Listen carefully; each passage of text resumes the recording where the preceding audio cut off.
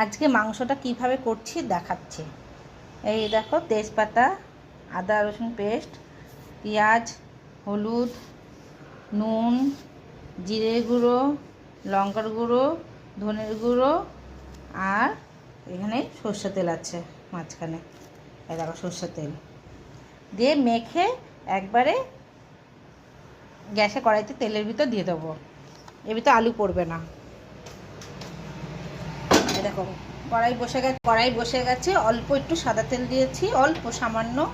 এবার এগুলো সব একসাথে দিয়ে দিচ্ছি। কড়াইতে মাখা হবে, খুন্তিতে আজকে মাখবে।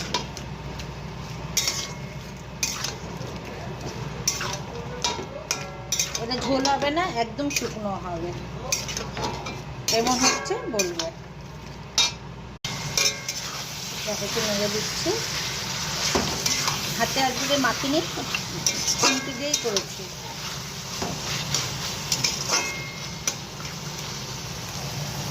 আবার ঢেকে দিচ্ছি, ঢেকে একটু কমিয়ে দিচ্ছি। দেখো হয়ে গেছে, একবার দেখাচ্ছি।